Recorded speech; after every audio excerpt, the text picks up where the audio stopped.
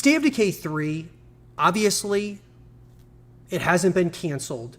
Great news. Because I think it would be one of the biggest mistakes that Xbox would make, or if they're planning on making that cancellation of this project at some point, I believe it would be one of the biggest mistakes of Xbox's history.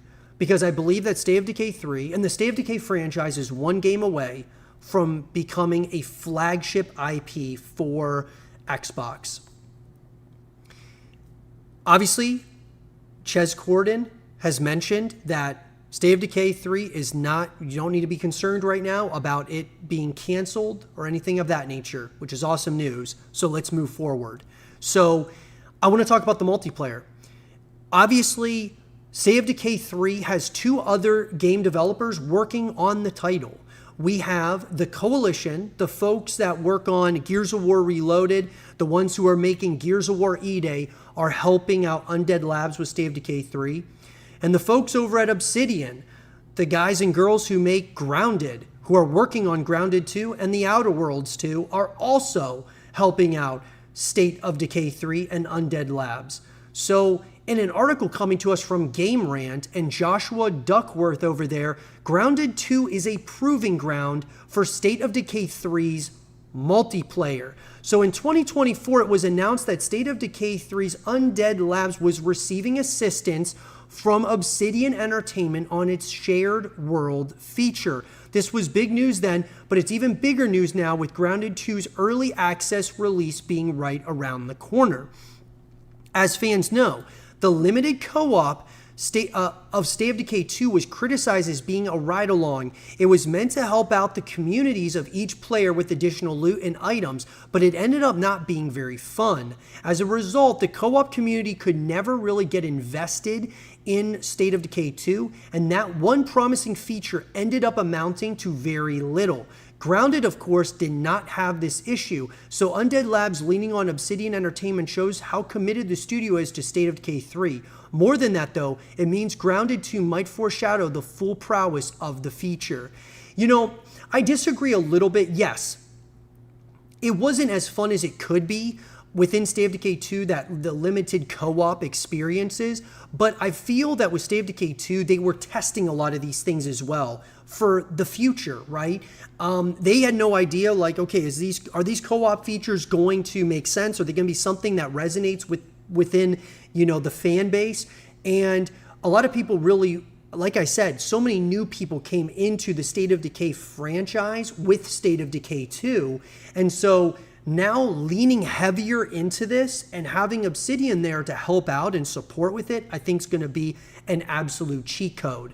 Obsidian Entertainment releasing Avowed, The Outer Worlds 2, and Grounded 2 in early access is one of the biggest surprises of 2025. It's hard to say for sure what this means for the games and people of the studio overall, but it is becoming the Xbox studio right now. With Grounded 2, players will see a new and improved take on Obsidian's shared save and persistent world features. Here's the thing. This is where I get a little bit concerned when we talk about like Obsidian specifically. And even Undead Labs more so. It's kind of like an underlying issue, I think, with Undead Labs. Undead Labs is not able, it sounds like, they're having a hard time doing all the things that they want to with State of Decay 3. And so they're pulling, the folks over at Obsidian, the folks over at the Coalition to help them when those other two studios have their own projects that they have to work on. I mean, think of Obsidian. You got Outer Worlds 2, Grounded 2. Avowed, I thought had some really cool features, but I don't think, I'm not saying it was a misfire, but I don't think it was as compelling as we thought it was going to be originally.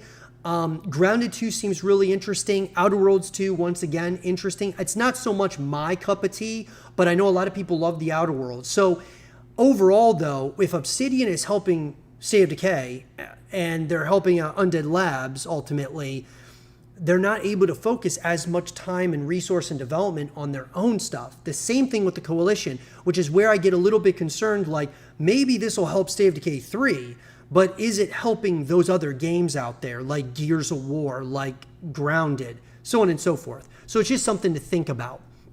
While State of Decay 3 hasn't been shown in a while, Previous highlights pointed to how there were more expansive boundaries and more players involved in SOD2.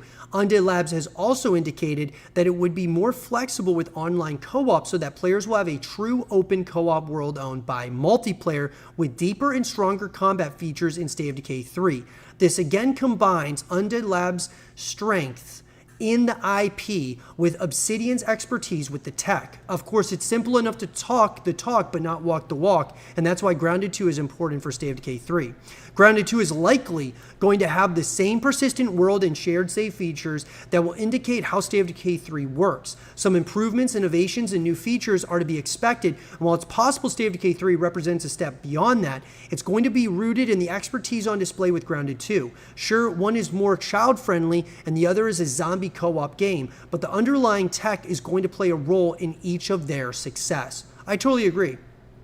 I think absolutely, guys, we can look to Grounded 2 as in terms of these features to what we can maybe expect with State of Decay 3.